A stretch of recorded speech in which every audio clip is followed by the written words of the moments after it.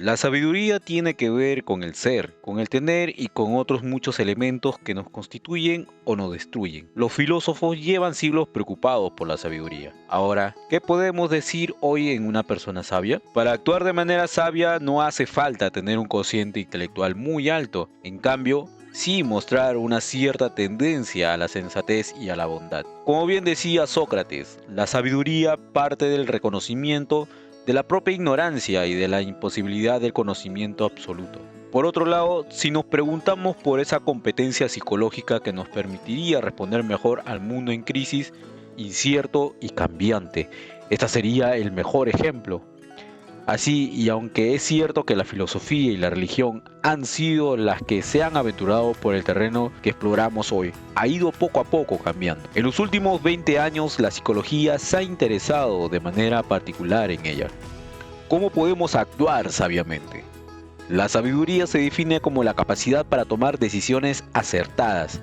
Al mismo tiempo nos habilita para ayudar mejor a los demás. Es decir, no solo hay un sentido de eficiencia, sino que además en esta dimensión hay un componente que apela a la capacidad para inspirar. El comportamiento sabio se caracteriza por la habilidad para resolver problemas a corto plazo, es decir, abordar las dificultades antes de que éstas sean mucho mayores, generar un bien mayor, apoyando y ayudando a amigos, familiares, conocidos o desconocidos. Cierta destreza para saber qué es lo correcto en cada circunstancia, aunque ello implique en ocasiones obtener una ganancia menor. Si bien llevamos siglos comprendiendo la sabiduría desde una visión más espiritual como es el budismo, es momento de ir un poco más allá.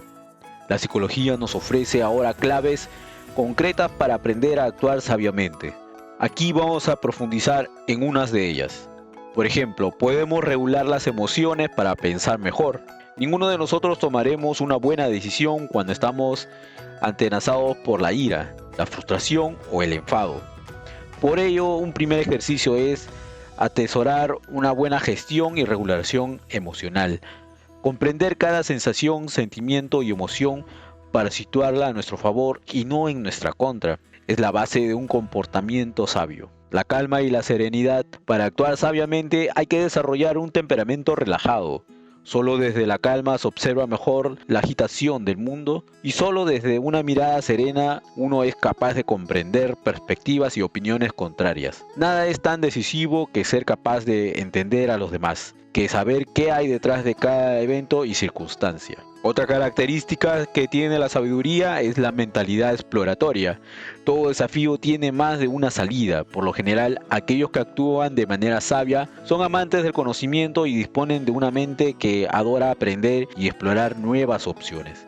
Esto explica el por qué ante un mismo desafío proponen varias soluciones. La preocupación y la empatía para actuar sabiamente hay que dejar los intereses personales a un lado. Importa el bien común, preocupan los demás y uno tiene como prioridad lograr un beneficio amplio y compartido. Esto es lo que lo diferencia a menudo al inteligente del sabio. Mientras el primero se focaliza en la ganancia personal, el segundo es alguien altamente empático y sensible a las necesidades ajenas. Las personas sabias no solo toman buenas decisiones, sino que además estas resoluciones siempre son éticas. Sus valores son nobles y difícilmente cruzarán esa línea que está justo al otro lado de la bondad. Personas inteligentes tienen un gran potencial metacognitivo, es decir, tienen un gran autocontrol, regulan su propio aprendizaje, saben planificar, evalúan la información. Es combinar un gran conocimiento y unos recursos cognitivos con la humanidad. Su carácter es sencillo, abierto y siempre accesible. Deslumbran por poseer una actitud